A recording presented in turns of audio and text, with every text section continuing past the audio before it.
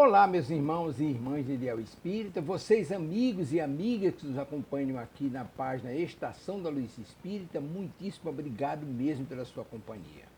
A nossa página Estação da Luz Espírita não tem fins lucrativos, o objetivo é a divulgação da doutrina espírita.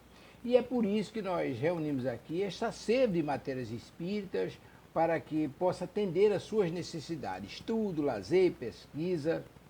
Você encontra aqui na nossa página Estação da Luz Espírita os livros da codificação, obras suplementares, entrevistas, palestras e os programas da Web Rádio Estação da Luz de Natal e Web Rádio Cristo Consolador de São Paulo. Ou seja, um acervo que atenda às suas necessidades, sem fins lucrativos. O objetivo é a divulgação da doutrina espírita. E agora eu convido você para nos acompanhar na reprodução de mais esse trabalho imperdível. Muito obrigado mesmo pela sua companhia e vamos juntos.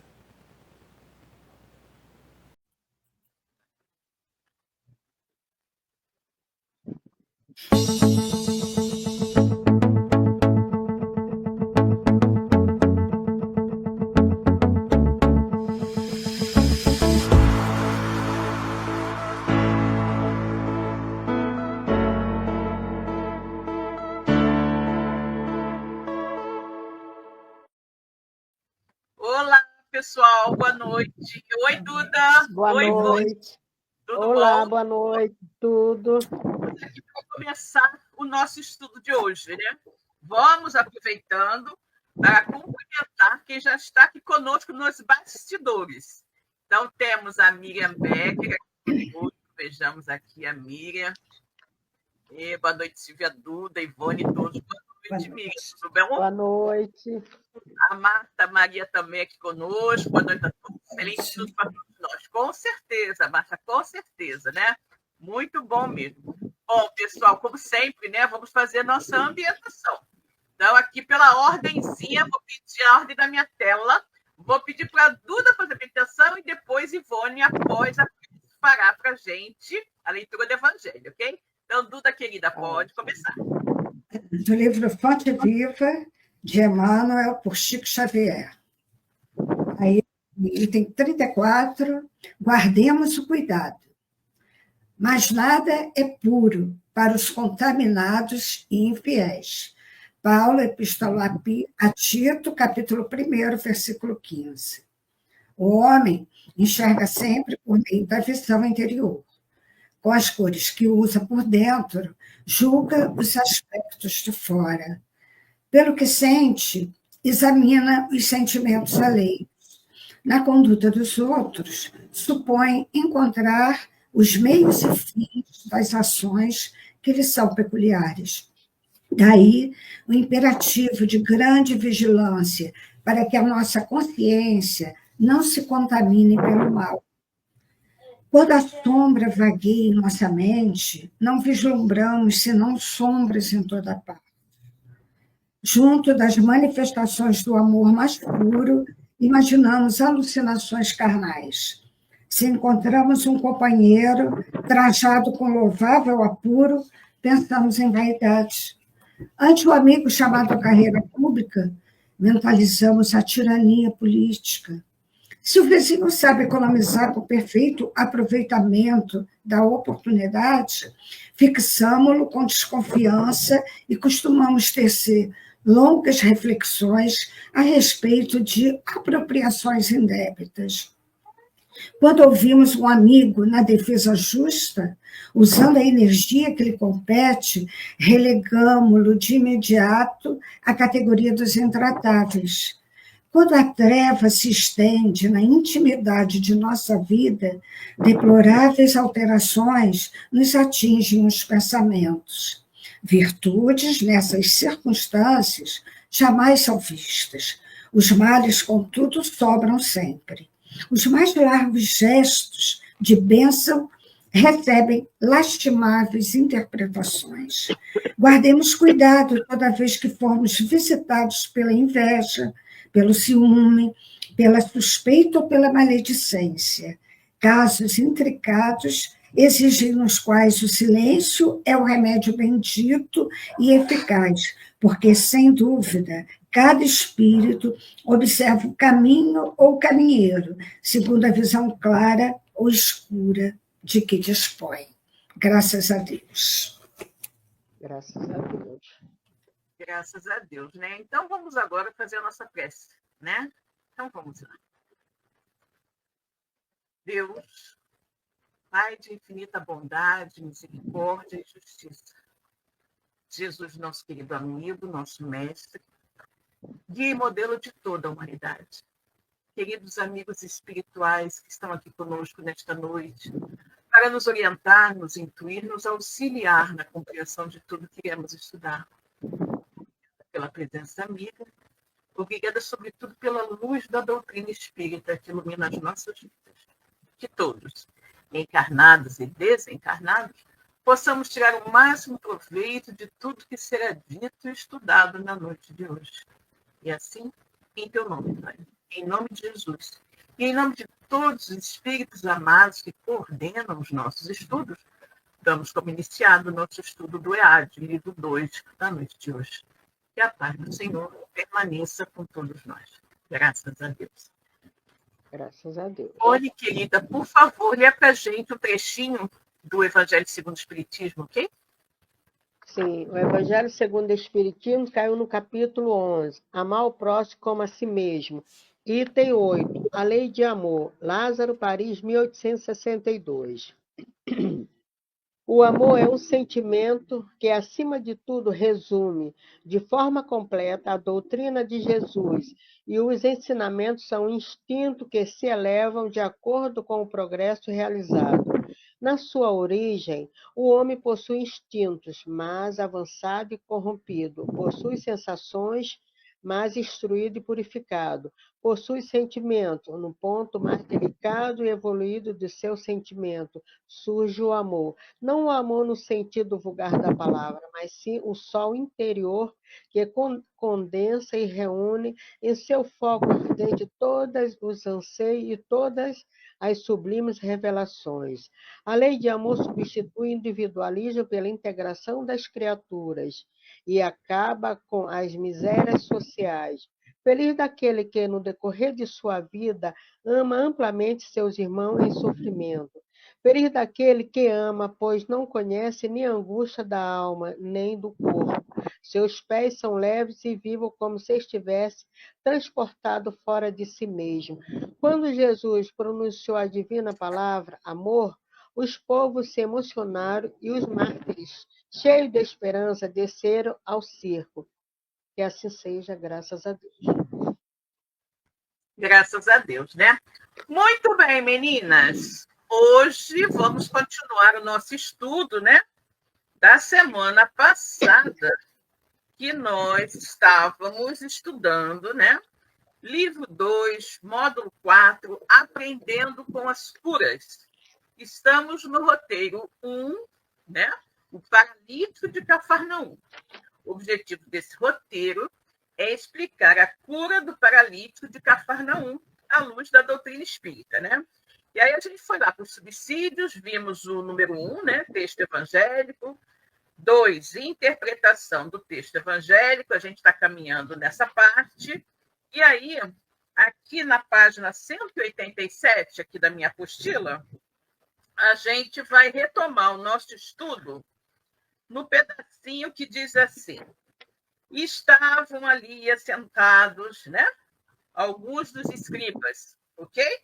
Então, muito bem, todo mundo já se achou, que maravilha. Vamos, se achou aí, Duda? Já? Beleza. Então, pode ligar o seu microfone e começar a ler aí para a gente, ok? Estavam ali assentados alguns dos escribas, que arrazoavam em seu coração, dizendo: por que diz este assim blasfêmias? Quem pode perdoar pecados, senão Deus? Está em Marcos, capítulo 2, versículos 6 e 7. Quem se dedica ao esforço de superação das próprias imperfeições se defronta com as reações voltadas contra os propósitos de melhoria.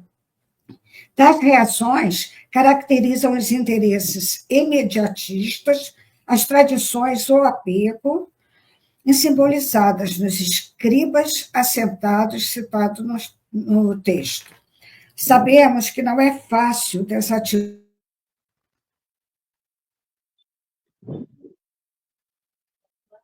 tais elementos, muitos dos quais já fixaram moradia em nossa mente, estações, ânimo, dia, nos mantém acomodados, realizando observações interesseiras, fomentando intolerâncias. Esse estado de acomodação representa outra forma de imobilidade, além da física, observada no paralítico.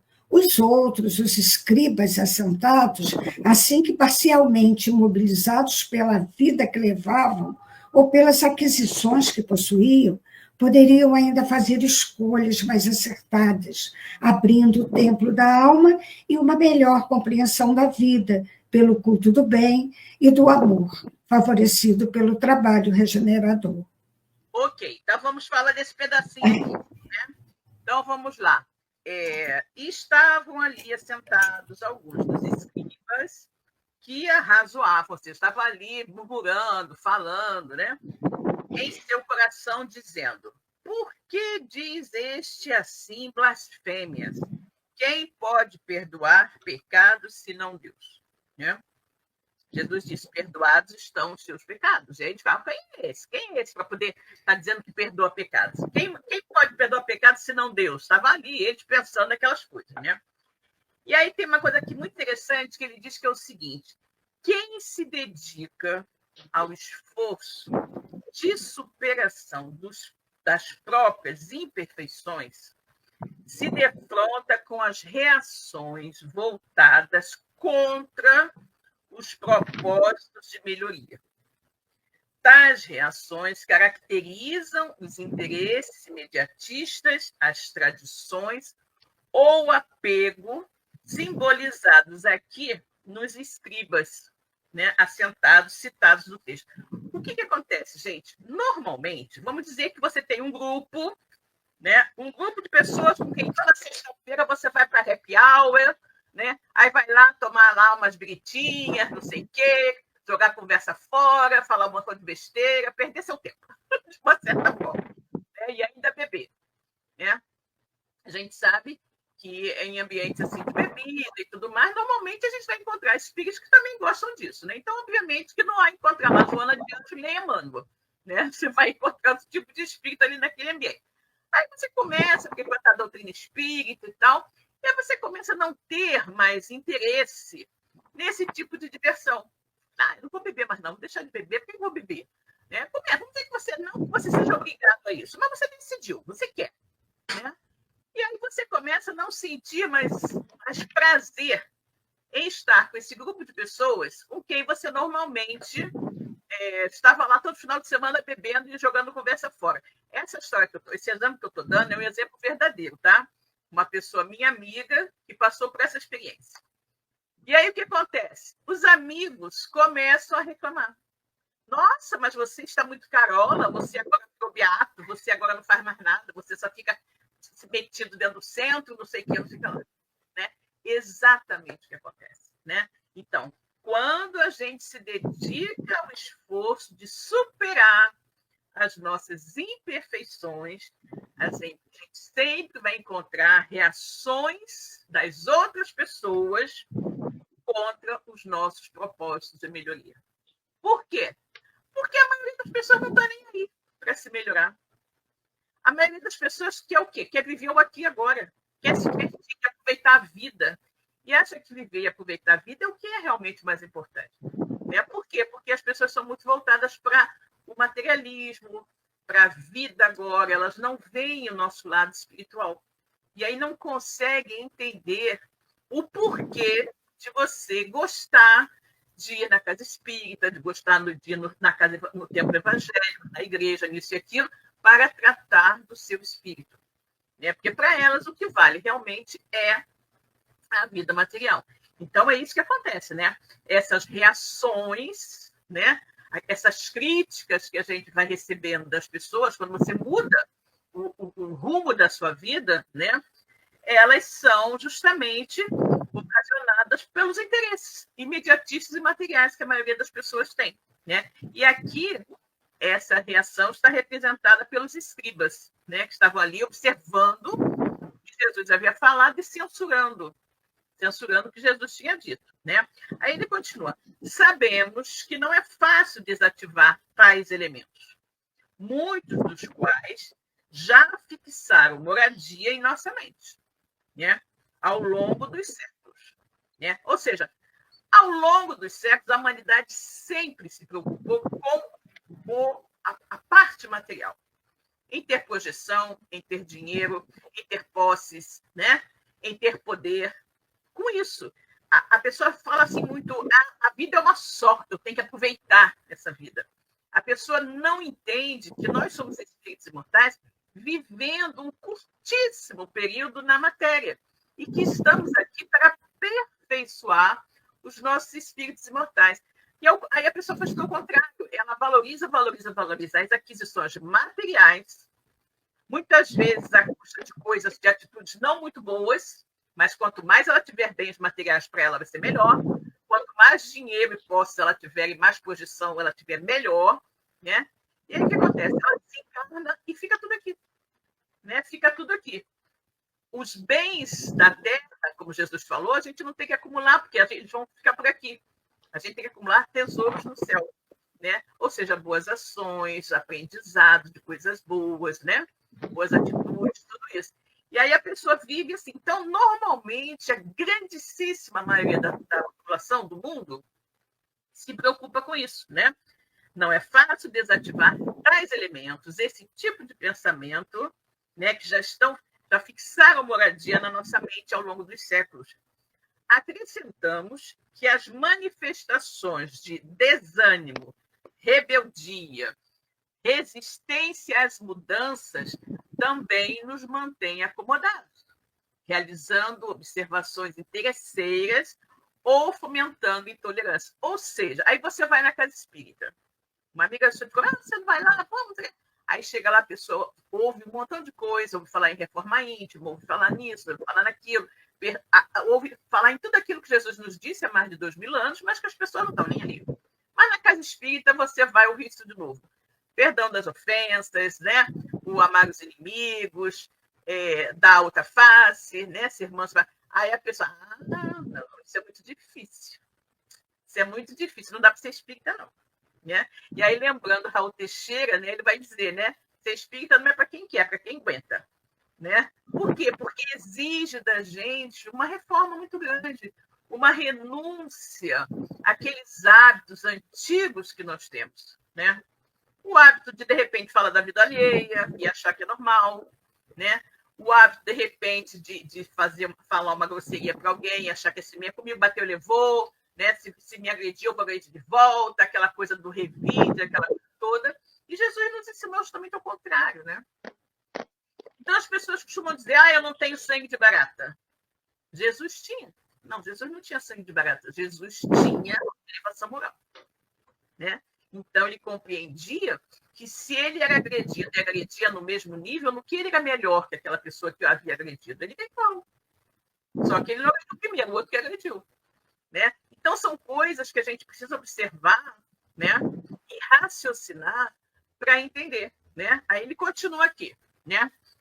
Esse estado de acomodação, ou seja, de você não se esforçar para se tornar uma pessoa melhor, esse estado de acomodação representa uma outra forma de imobilidade, além da imobilidade física. Ou seja, quando você não se esforça para se melhorar, você está imóvel na sua caminhada evolutiva. Você chegou aqui desse jeito, você vai sair daqui do mesmo jeito, porque você não está lutando contra as suas imperfeições. Né? Santo Agostinho dizia que a gente tinha que passar em revista o nosso comportamento, né, para a gente ver o que eu fiz de errado hoje e o que eu posso melhorar. Mas se você nem se dá o trabalho de ver, né, de achar que você errou, como é que você vai mudar? Né? Não, eu sou ótima, maravilhosa. Eu sou maravilhosa, nunca fiz mal para ninguém. Não fazer mal para ninguém é mais que sua obrigação. Difícil é fazer o bem. Né? Então, ele vai. Esse estado de acomodação representa outra forma de imobilidade. Eu estou ociosa, eu estou cristalizada na minha posição e acho que eu estou bem, não precisa fazer nada, eu sou uma pessoa maravilhosa, me amo, né? Sou ótima. Né? E aí ele diz, e aí você vê os outros, né, os escribas assentados, ainda que parcialmente mobilizados pela vida que eles levavam, né, ou pelas aquisições que possuíam, poderiam ainda fazer escolhas mais acertadas, abrindo o templo da alma a uma melhor compreensão da vida, pelo culto do bem e do amor, favorecido pelo trabalho regenerador. Aí você tinha ali, né, aquela pessoa que não quer sair da posição, né, ela está ali meio que imobilizada, aí é a posição do paralítico. Né? Está imobilizado, ele não tem como sair dali. Então, representa aquele que não luta para se modificar. Os escribas, eles não estavam fisicamente mobilizados. Então, eles estavam acomodados. Mas se eles quisessem se modificar, eles poderiam. Bastaria que eles quisessem. Né? Então, eles têm aquela chance. Né? Ou seja, o paralítico, até se ele quisesse, estava difícil para ele. Né? Mas os outros não. Os outros poderiam fazer isso. Ok? Então, vamos lá. Ivone, continua daí. Ok. Vemos, de um lado, Jesus conclamando a criatura ao serviço da melhoria espiritual. Do outro, as insinuações da própria inferioridade moral plantada e arraigada no psiquismo, expressas no arrazoavam entre si. A discussão era uma tentativa de abafar os propósitos de edificação espiritual que o Cristo lhes disponibilizava naquele momento. Este raciocínio se confirma na seguinte indagação, proferida pelos escribas. Por que diz este assim blasfêmias? Incapazes de atentar para os mais elevados valores espirituais, adota atitudes próprias de espíritos cristalizados em ideias, atitudes e convenções mundanas, desprezando a mais bela expressão do amor que, misericordiosamente, lhes oferecia o Cristo. Ignorando tal bênção, faz-se logo presente, em consequência e apreensão de homem velho, inconformado e desinformando, mas que se insurge contra a legitimidade dos valores nobres, perguntando: quem pode perdoar pecados senão Deus? Esta indagação revela que os escribas estavam fechados ao entendimento espiritual. Na verdade, é justo admitir as perguntas proferidas por eles podem também ser indicativas de dúvidas. Ok, então vamos lá. Né? Continuando aqui. Vemos, de um lado, Jesus, né? Jesus conclamando a criatura ao serviço de melhoria espiritual. Né? Do outro, as insinuações da própria inferioridade moral plantada e arraigada no psiquismo, expressas no, entre aspas, arrazoavam entre si. Ou seja, de um lado, Jesus exortando o paralítico a se melhorar, a sair daquela inércia. Levanta, né? Levanta, pega a sua maca e caminha, né? E vai embora. E o outro, a gente estava observando aqui o pessoal que não estava vendo no paralítico, né? Aquela mudança de vida, mudança de atitude. Estavam ali. Quem é ele para falar isso? Né? Ou seja, eles estavam presos naqueles costumes, naquelas ideias, né? Naquelas ideias já pré-concebidas que tinham na mente deles, que ninguém poderia perdoar pecado de ninguém se não fosse Deus. E aí eles não veem, eles foram incapazes de observar que Jesus curou um homem paralítico. Eles observam o quê? Eles observam o outro lado. Eles observam que Jesus disse: teus pecados estão perdoados. Eles não veem a grandiosidade do ato de Jesus e não entendem, né? Como Nicodemos disse, somente alguém vindo de Deus pode fazer o que você faz. Nicodemos falou isso para Jesus. Ele entendia que Jesus era alguém especial, porque somente sendo alguém enviado por Deus, ele poderia fazer o que ele faz. E os escribas ali, só naquela vontade de censurar, de criticar, eles não olharam o mais importante, que foi a cura. Eles olhavam o fato que Jesus disse que os pecados do paralítico estavam perdoados. Quem é ele para dizer isso? né? Então, a gente está vendo muito bem isso aqui, né? Essa discussão era uma tentativa de abafar os propósitos de edificação espiritual que o Cristo lhes disponibilizava naquele momento. Ou seja, Jesus, quando falou seus pecados estão perdoados e curou o paralítico, ele estava ali, de uma certa forma, exortando todo mundo a, se quisesse melhorar a saúde, melhorar a vida, mudar a sua maneira de ser, né? Então, Jesus estava dizendo, olha, esse homem aqui é paralítico, né? Se ele mudar a sua maneira de ser, ele vai ficar curado para sempre. Nós sabemos que muitos casos, né, de curas de Jesus, depois a pessoa voltou a ficar doente. Por quê? Porque não se modificou, né? Então, é isso aqui. E ele diz, a discussão era uma tentativa de abafar os propósitos de edificação espiritual que o Cristo disponibilizava naquele momento. Este raciocínio se confirma na seguinte indagação proferida pelos escribas. Por que diz este assim blasfêmia? Ele dizia blasfêmia porque Jesus estava dizendo, perdoados estão os seus pecados. Isso é uma blasfêmia. Quem é ele para falar isso? Né? Eles eram incapazes de perceber, né? De atentar, de notar os mais elevados valores espirituais que estavam presentes ali, né? A cura, o poder de Jesus de efetuar aquela cura, né? E eles adotam atitudes próprias de espíritos o quê? Cristalizados naquelas ideias. Não sempre foi assim, tem que ser assim. Quem é ele? Né? São aquelas pessoas, não, isso aqui é tradição, está errado, mas eu vou fazer porque é tradição. Né? Tem algumas coisas que assim, eu já ouvi muito isso. Não, isso aqui é tradição da casa, não vamos mudar. Mas está errado, não é assim, isso é na doutrina espírita. Não, mas é tradição, sempre foi assim, vou fazer. Ou seja, se a pessoa quiser, né, simplesmente botar a cadeira de perna para o ar, mesmo estando errado, e sentar no fundo da cadeira, não, mas sempre sentamos assim, não vou botar. Mas está absurdo, se você virar a cadeira do outro lado, é muito melhor para você sentar. Não, mas isso é tradição, sempre foi assim, vou continuar assim. Ou seja, é uma demonstração muito de ignorância, né? De você estar cristalizado naquela ideia que mesmo que você diga e prove que é errada, a pessoa não quer saber. Ela quer ficar agarrada naquela coisa ali. Então, ele diz, né? Incapazes de atentar para os mais elevados valores espirituais, adotam atitudes próprias de espíritos cristalizados em ideias, atitudes e convenções mundanas, desprezando a mais bela expressão do amor que misericordiosamente me oferecia Jesus. Né? Então, é mais fácil dizer que Jesus não era ninguém para estar perdoando do que entender a grandiosidade dele ao fazer o paralítico andar. Né? Eles não se preocuparam em chegar para Jesus dizendo, mas como? Quem é você? Como é que você conseguiu isso? Como é que você conseguiu curar? Não, para eles era mais fácil dizer, quem é ele para poder curar? Para dizer que perdoa. Né? Eles não viram a essência mais importante do fato. Né? Porque uma pessoa normal, se vir alguém fazendo uma cura, vai chegar, mas como é que você conseguiu isso? Como é que você falou para ele andar e ele saiu andando?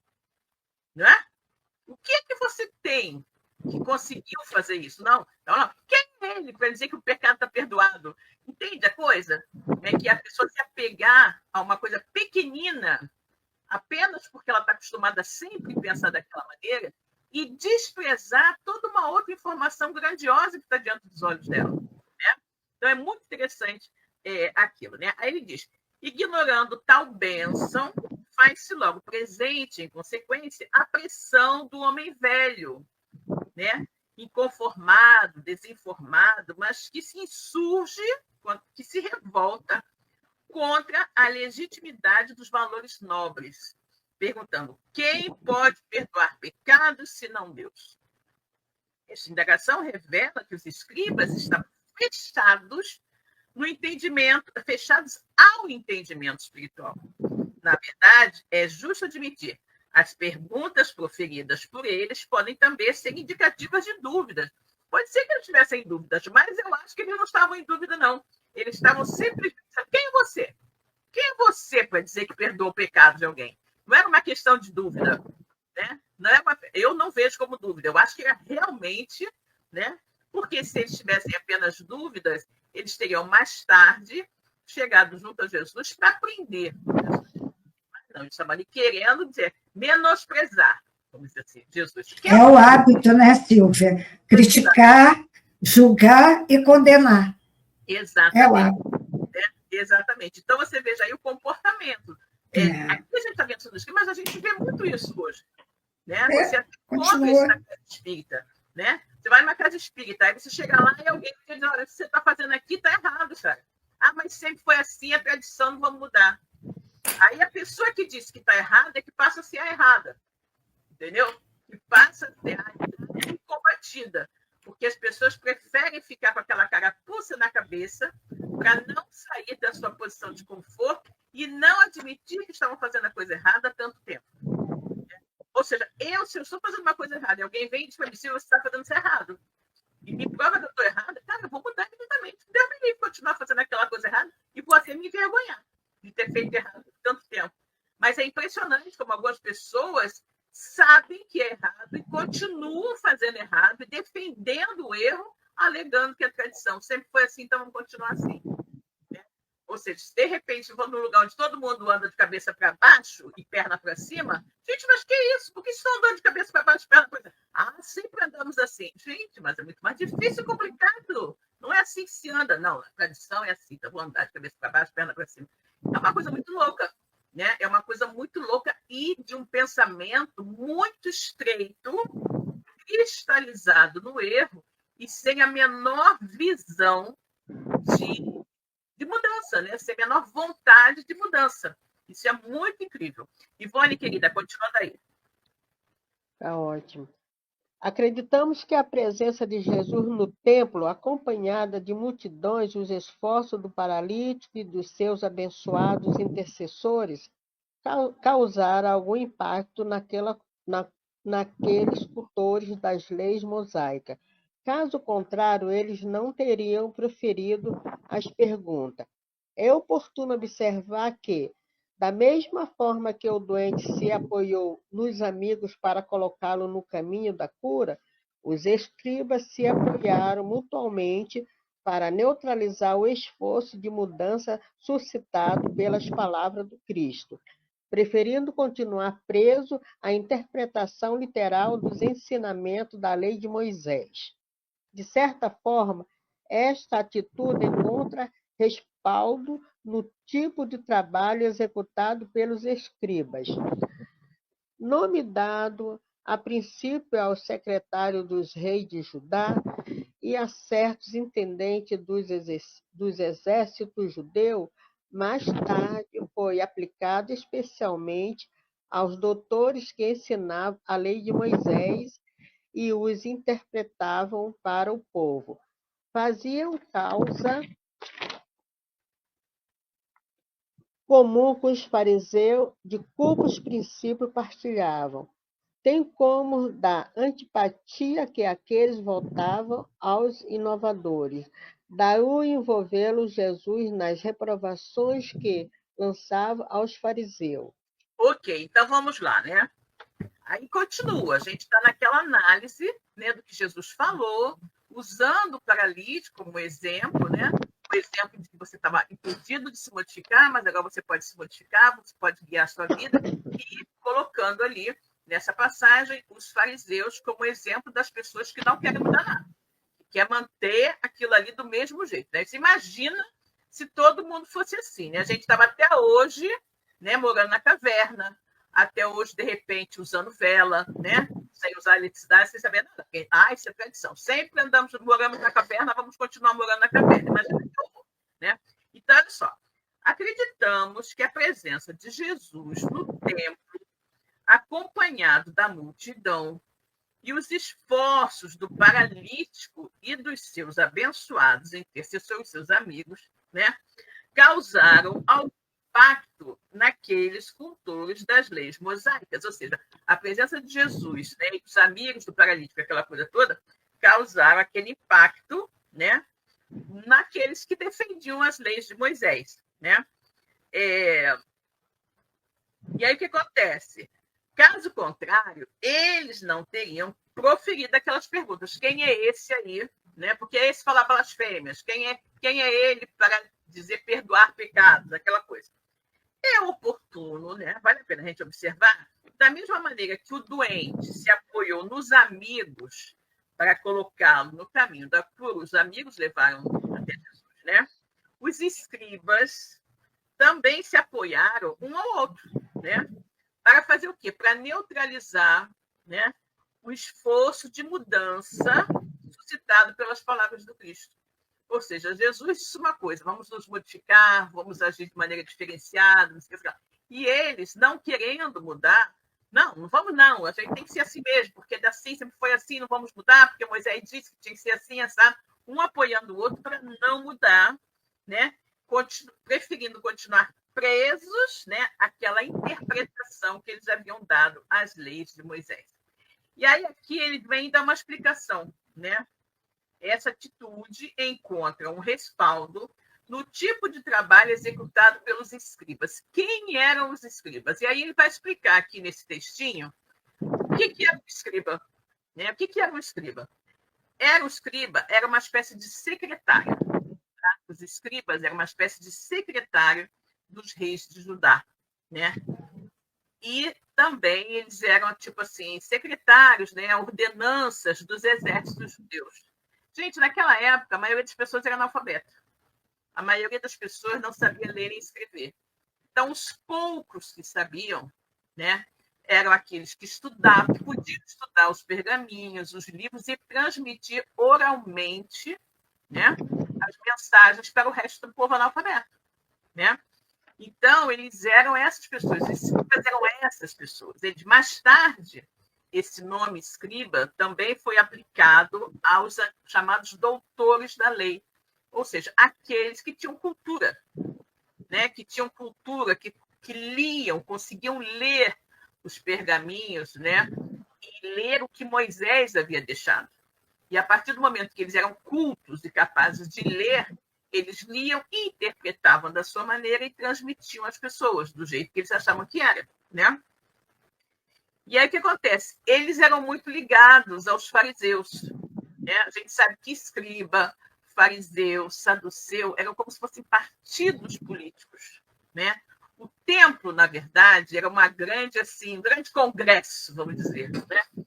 Onde você tinha lá vários partidos, partidos unidos, partidos aliados, partidos inimigos. Né? Então, os fariseus e os escribas eram aliados, né? Já eles eram inimigos, de repente não se davam bem com os saduceus, que era um outro tipo de gente que também tinha dentro do templo e que seguia uma outra linha. Né? Então, eles eram aliados dos fariseus, né? De cujos princípios eles partilhavam, pensavam exatamente como os fariseus. Né? E também tinham, por isso mesmo, antipatia por tudo que era novo. Por tudo que era novo, eles tinham antipatia. Né? Daí o que acontece? Eles, né, reprovarem o que Jesus dizia. Né? Porque o que Jesus dizia era diferente do que eles estavam acostumados a ler e interpretar. Moisés disse o quê? Olho por olho, dente por dente. Jesus diz amar os inimigos, não. Não dá. Né? Então, era aquela coisa. E eles estavam arraigados ali. Por mais que Jesus mostrasse que não era daquela maneira, não, se ele foi assim, Moisés disse que é, então você não me interessa quem você está falando. É exatamente aquela bendita história da não, sempre foi assim, não vou mudar, é tradição. É tradição da casa, botar a cadeira de cabeça para baixo, sentar no fogo, sempre foi assim, não vou botar a cadeira de cabeça para cima e sentar realmente no assento da cadeira. Né? Então, são coisas assim, muito loucas. E eles estavam muito presos a essa ideia. Né? E não queriam de jeito nenhum mudar a cabeça. Não queria dizer que queriam mudar a cabeça. Desses eram pouquíssimos. Na verdade, eu só posso me lembrar aqui de... como é que era? Nicodemos. Né? Nicodemos, talvez Natanael. Nicodemos era também doutor da lei, mas Nicodemos tinha uma mente aberta. Nicodemos era fariseu. Nicodemos era um doutor da lei. Mas ele enxergou Jesus e viu, caraca, esse homem só pode ser um enviado de Deus para fazer o que ele faz. Né? E aí Nicodemos quis estar em contato com Jesus para entender o que Jesus falava. Só que ele não teve a coragem de fazer isso na frente dos outros, porque ele era minoria absoluta. Ele era um, de repente, dois, no máximo, todos os outros que eram contra Jesus. E aí ele reconheceu a grandiosidade de Jesus e foi ter com Jesus à noite, mas foi escondido. E aí ele pergunta a Jesus as coisas, né? Mestre, o mestre falou, é necessário nascer de novo. Mas como é que um homem velho pode nascer de novo? Vai entrar sendo velho no ventre da sua mãe novamente? Aí Jesus falou, você é um doutor da lei e não sabe disso? Aí Jesus explica para ele, é necessário nascer da água do Espírito. Nascer da água significa um corpo novo. E nascer do Espírito significa reforma íntima. Né? Jesus dizia aquilo. E como é que a gente consegue ter um corpo novo? Com as reencarnações. E a reforma íntima vai acontecer como? Com os aprendizados ao longo das diversas encarnações. Somente assim, renascendo do corpo, da água e do Espírito, a gente consegue ver a Deus. Né? Céus, ou seja, se melhorando. Então, é muito interessante essa visão aí, né? Agora, Ivone? Ou é a Duda? Acho que é Duda, né? É Duda? Né? Então, vamos lá. E Jesus, conhecendo logo em seu espírito, que assim arrazoavam entre si, lhes disse, por que arrazoais sobre estas coisas em vosso coração? Qual é mais fácil dizer ao paralítico, estão perdoados os teus pecados, ou dizer-lhe, levanta-te e toma o teu leito e anda. Marcos, capítulo 2, versículos 8 e 9. Apesar da ressonância que as palavras de Jesus, amar a Deus e ao próximo como a si mesmo, provocam em nossa consciência, preferimos, em geral, o arrazoado das palavras vãs que abordam os problemas da lei e das tradições e que nos mantêm desinteressados de conquistas sublimes. Jesus, o mestre por excelência, lê com clareza o pensamento dos escribas. Daí ter-lhes perguntado, por que arrazoais estas coisas em vossos corações? Este tipo de indagação pode perfeitamente nos ser encaminhada nos dias atuais.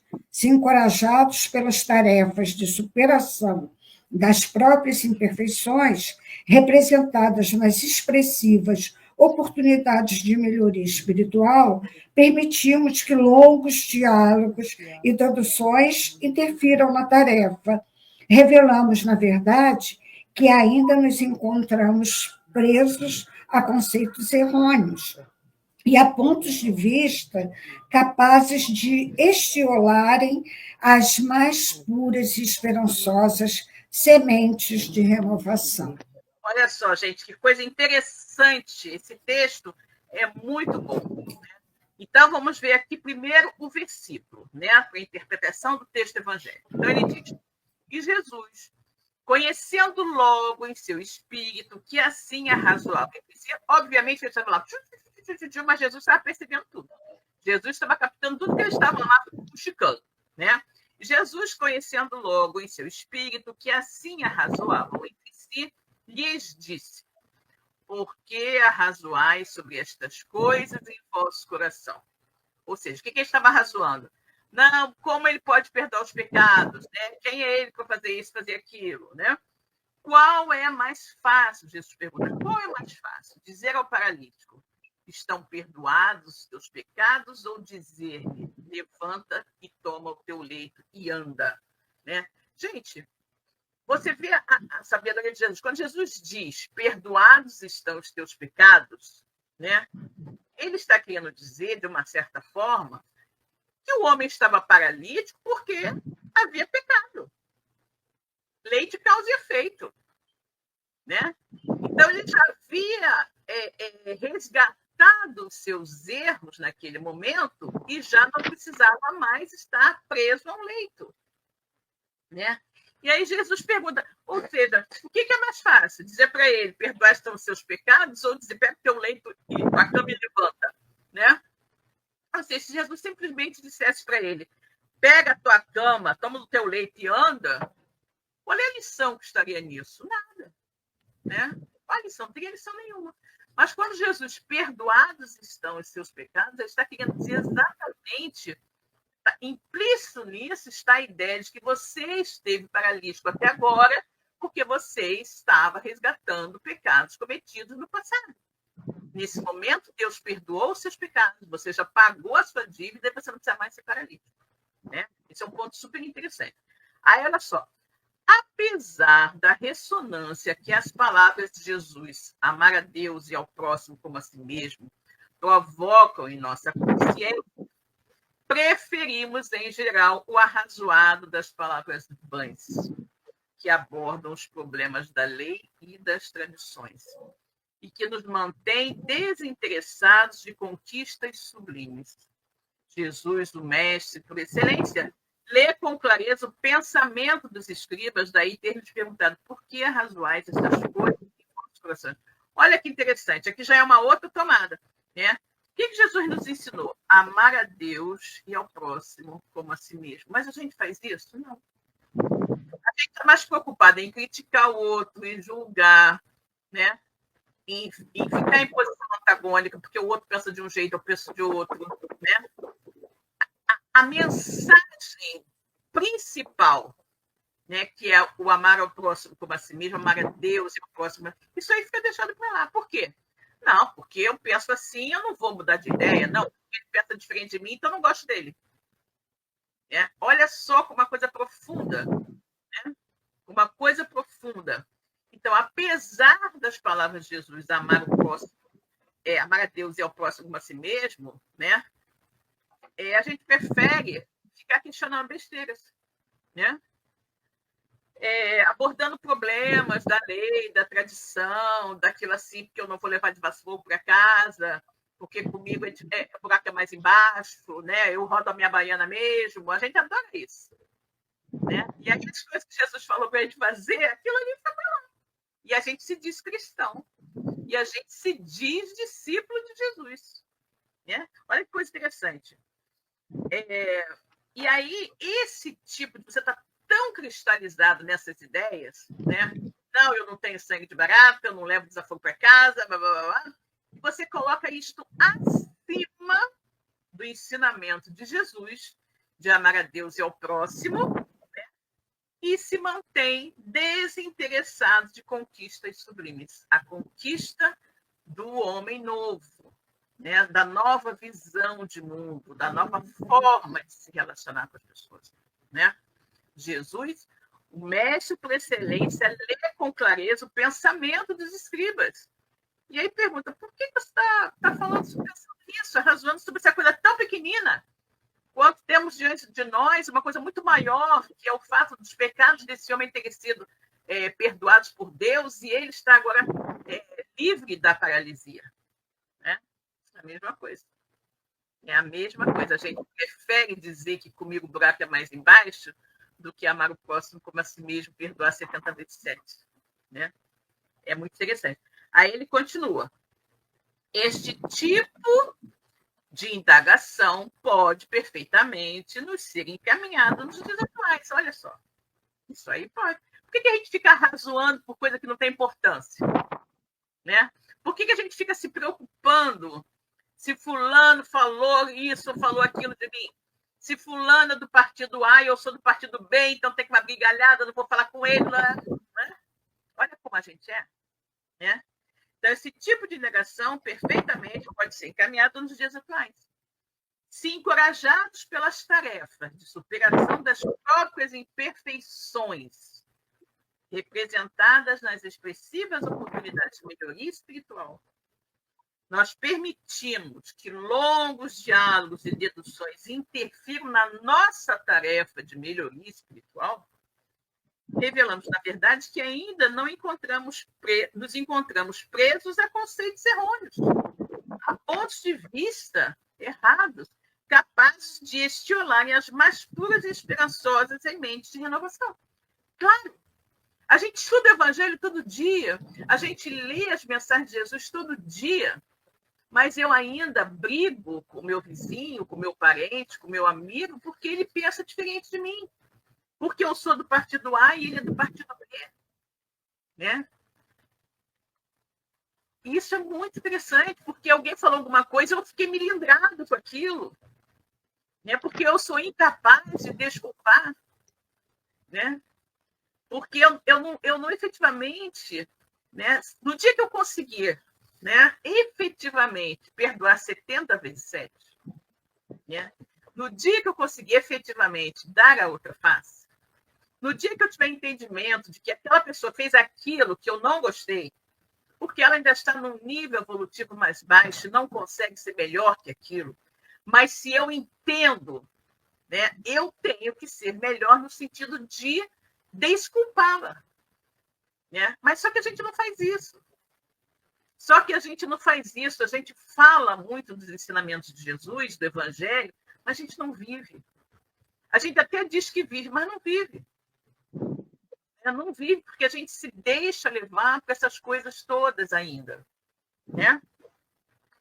E aí, o que acontece? A gente vai, de uma certa forma, matando em nós, né, aquela semente de renovação. Como é que eu vou me renovar se eu ainda estou preso a esses conceitos antiquados? Não é? Como é que eu vou me renovar se eu ainda digo que eu não tenho sangue de barata, que eu não levo desaforo para casa, que comigo burata mais embaixo? Não é? Então, é muito interessante isso quando a gente para analisar verdadeiramente, ver que todos esses conceitos são conceitos antiquados, errôneos e incompatíveis com os ensinamentos de Jesus. Não é? Então, se a gente quer realmente mudar, a gente tem que começar a mudar a nossa cabeça. Né? Lembra daquela história de não se pode colocar vinho novo em odre velho? Né? Ou seja, eu não posso absorver os ensinamentos da Boa Nova de Jesus se eu não me modificar. Não é? Você não pode botar remendo de pano novo num vestido velho, porque ele vai esgarçar todo, não vai dar certo. Né? Então, a gente tem o seguinte, para eu absorver coisas novas, eu tenho que me modificar. Eu tenho que me colocar num estado de predisposição para absorver aquilo. Porque se eu não estiver predisposta a aceitar a mudança, aceitar o novo, eu nunca vou sair do lugar. Eu vou passar a minha vida inteira aqui e por mais que eu leia a doutrina espírita, isso, aquilo, ela não vai me modificar. Porque simplesmente ter conhecimento da doutrina não me faz ser uma pessoa melhor, não. O que me faz ser uma pessoa melhor são os esforços que eu faço para efetivamente viver a doutrina, o Evangelho de Jesus. Apesar de isso ser assim, muitas vezes complicado para mim. Né? Porque ser espírita não é para quem quer, é para quem aguenta. Né? Então, é muito interessante a gente observar esses detalhes. Né? Muito interessante. Bom, pessoal, vamos parando por aqui. Na próxima semana, a gente continua com o nosso estudo, que foi muito bom, né?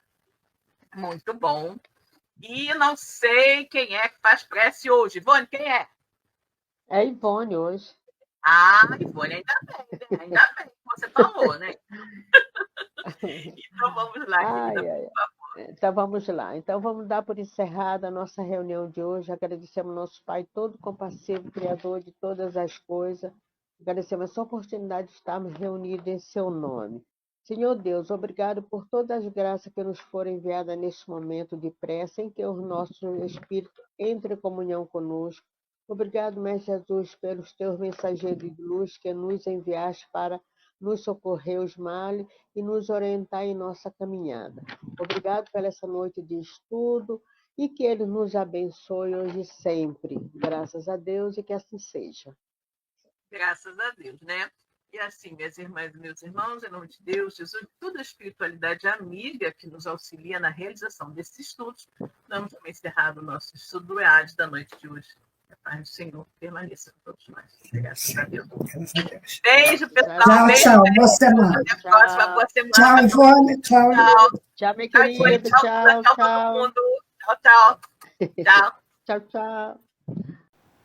Chegamos ao final da nossa atividade. Muitíssimo obrigado mesmo pela sua companhia e espero você no próximo evento.